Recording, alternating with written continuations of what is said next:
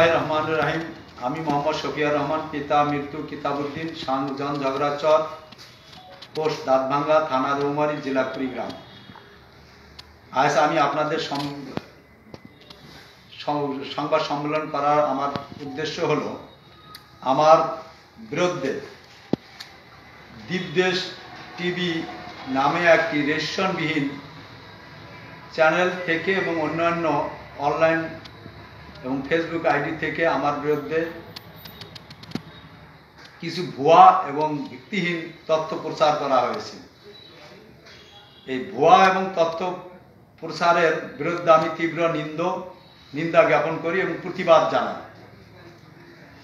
আমাকে এখানে বলা হয়েছে আমি জমি ও আমার প্রথমে আমি আমার দলীয় যেহেতু করেছে, আমার দলীয় পোস্ট নিয়ে যেহেতু তারা আমার নিউজ করছে, তাই আমি মনে করি আমার দলীয় পরিচয় আমি দাঁতভাঙ্গা ইউনিয়নে ছাত্র দলের প্রতিষ্ঠিত সভাপতি এবং ছাত্র দলের দীর্ঘ 10 বছর আমি সভাপতি হিসেবে দায়িত্ব পালন করেছি। পরবর্তীতে দাঁতভাঙ্গা ইউনিয়নের যুব দলের সভাপতি হিসেবে দীর্ঘ 10 বছর দায়িত্ব পালন করেছি। দাঁতভাঙ্গা ইউনিয়নের বিএনপির সাধারণ সম্পাদক হিসেবে 8 বছর দায়িত্ব পালন করেছি এবং দাঁতভাঙ্গা ইউনিয়ন বিএনপির সভাপতি হিসেবে আমি 8 বছর থেকে দায়িত্ব পালন করে আসতেছি। আমার এই দীর্ঘদিনের রাজনীতির কারণে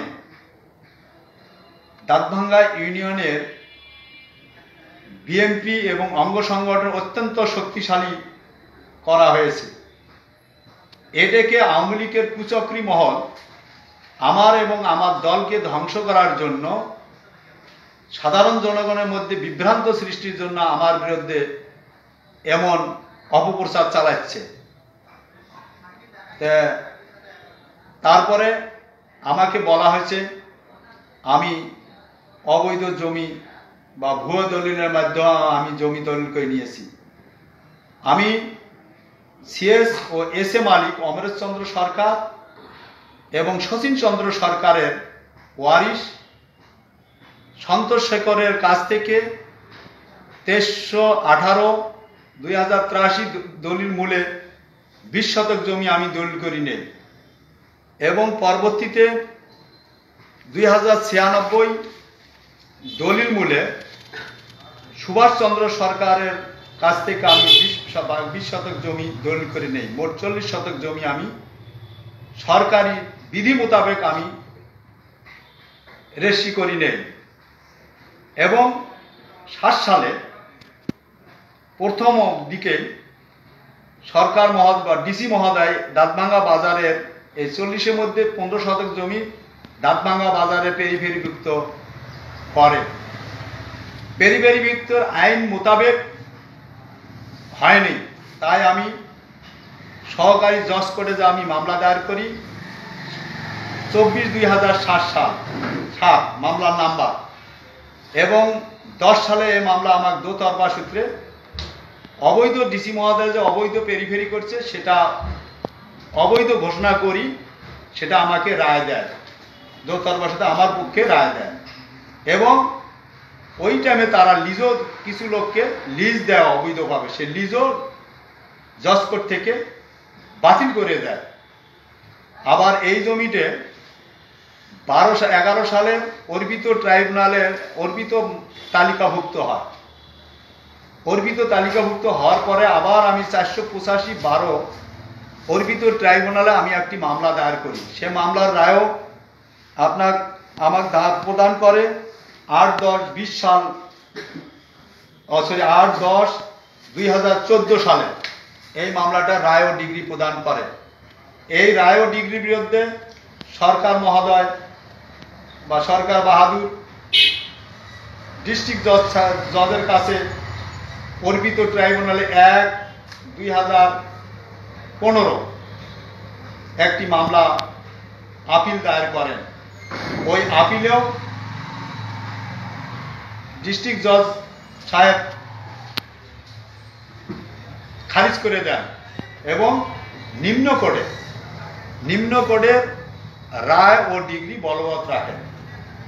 এবং আমার বরাবর অর্পিত তালিকা হইতে আপনার 45 দিনের মধ্যে সংশোধন পূর্বক নাম ও খারিজ দেওয়ার জন্য ওই রায় উল্লেখও করি দেন ডিসি মহোদয়কে। কিন্তু ডিসি মহোদয় দীর্ঘদিন যাবৎ আমাকে খারিজ দিবে বলে ঘুরি নিয়ে বেড়ানোর পরে যখন দেয় না, তখন আমি হাইকোর্টে একটা রিট দায়ের করি।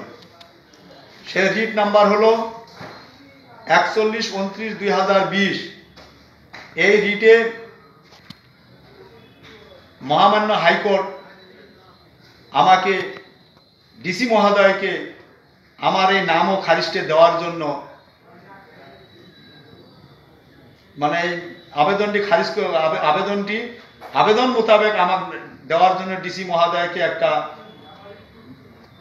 ডিগ্রি দেন। কিন্তু ওই সুবাদে আরডিসি স্যার আপনার ফেরদৌস উনি আবার একটা রৌমারি এসিলেন বরাবর একটা চিঠি দেয় নাম ও খারিজ দেওয়ার জন্য 2022 সালে। কিন্তু তৎকালীন আওয়ামী লীগ ক্ষমতা থাকার কারণে জাকির মন্ত্রীর নেতৃত্বে আমার খারিজটে আটকে দেওয়া হয়। আজও খারিজটা আমি এখনো পাইনি। 5 তারিখের পরে 5ই আগস্ট আমার জমি আমি দখল করে নেই। নিতে গিয়ে আমার ক্রয়কৃত এবং বৈধ সম্পদ দখল করতে গিয়ে আমার সম্পূর্ণ জায়গা দহাল আছে। 3 থেকে 4টে ঘর, 2টে ঘর তারা অবৈধভাবে ওই 60 সালে আওয়ামী লীগের আমলে তারা বেদহাল ছিল, জোর করে নিছে আওয়ামী লীগের দাপটে এবং জাকির এমপির নেতৃত্বে। এবং সেটা 5 তারিখে পর আবার ওই ঘরটা পুনরায় মেরামত করতে আলে আমি সেটাকে বাধা প্রদান করি এবং মেরামত করতে আমি দেই নাই। এটা আমার বৈধ জমি, আমি বলছি আমার বৈধ জমি আমাদেরকে ছেড়ে দেওয়া হোক। তখন এই জাকির এমপির যে পিএস বা জাকির এমপির পোষা ক্যাডার, তারা এখন আমাকে অন্যভাবে হয়রানির জন্য তারা হচ্ছে তাদের এই ভিডিও ফুটেজগুলো তার মধ্যে আছে। এই যে রফিকুল জাকির এমপির এই যে পিএস, এই দেখেন আপনারা বঙ্গবন্ধুর ভাস্কর্যের সামনে দাঁড়ে আছে এই রফিকুল। এই গণপূর্তি মন্ত্রীর সাথে ইঞ্জিনিয়ারিং ইনস্টিটিউটে মিটিং করতেছে। এই যে সেই রফিকুল, সেই রফিকুল বঙ্গবন্ধু ও বাংলাদেশ পরিষদের নেতা। এই যে রফিকুল, ওই একই রফিকুল। এই যে রফিকুল উন্নয়ন মন্ত্রী মহোদয় জাকির হোসেন অনেক উন্নয়নের কথা বলে, তবে তো সেই রফিকুল এই যে জাকিরের সাথে বিভিন্ন মিটিংয়ে এই ছেলে অপপ্রচার চালে তারা এই কাজগুলো করতেছে।